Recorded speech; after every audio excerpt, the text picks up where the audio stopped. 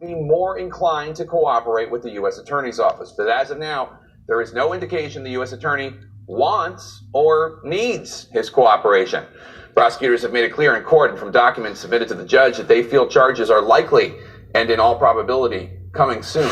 Let's bring in Michael Avenatti. He's the attorney representing Stormy Daniels. Michael, good to see you. Do you know if Michael Cohen is any more inclined to cooperate with the U.S. Attorney?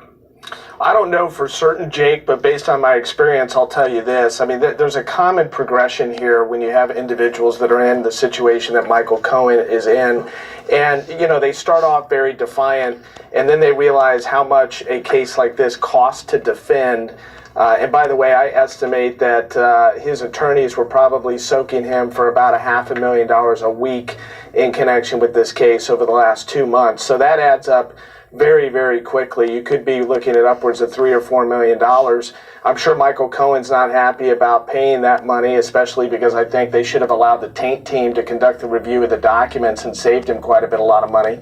But look, I predicted this a couple months ago. I mean, I said that he'd be indicted within the next 90 days. I think we're at day 58 right now. And I also it's not predicted going to that ultimately happen. He would flip on the president because he would And not it's be not left gonna with a happen. choice. And I'm going to hold to those predictions. It ain't going to happen. Your prediction ain't going to happen. What's your understanding of why he and his legal team split? Well, my understanding is that it had a significant, there was a significant dispute about the fees that I just referenced, and that there was also a dispute relating to the strategy associated with the case.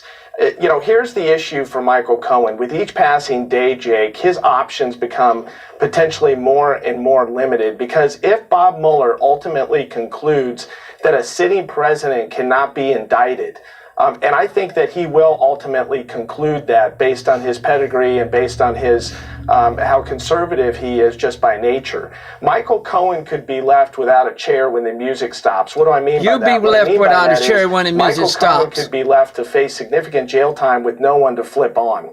Vanity's Fair Gabe Sherman tweeted, quote, "Person close to Cohen says he hasn't flipped yet. Quote, he's sending up a smoke signal to Trump, I need help," unquote.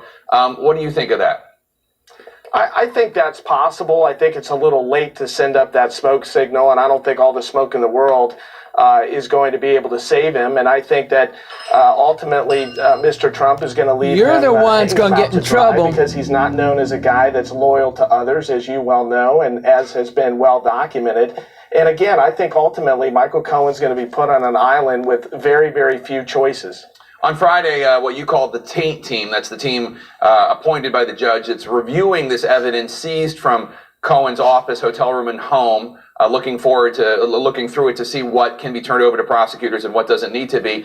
And that's going to be on Friday that the taint team makes its decisions. Does that deadline, you think, have anything to do with this? I think it may have something to do with this as it relates to how much money has been spent in such a short period of time. And I'm sure that Michael Cohen is probably running out of cash and availability. When you're burning $500,000 in a week, potentially in a case like this, again, that adds up very, very quickly. So again, I think that the noose is tightening. I think reality is beginning to set in, and it's going to continue to set in the coming days and weeks. Well, where do you get that figure? I think that the noose is tightening. I think reality is beginning to set in. Would that be something that you would be informed about? Well, I may very well be informed. You know, we've been cooperating with federal prosecutors for a while now. We have an excellent relationship with them. We communicate with them on a regular basis in connection with their investigation. All right, Michael Avenatti, good to see you. Thanks so much for joining us. Thank you, sir.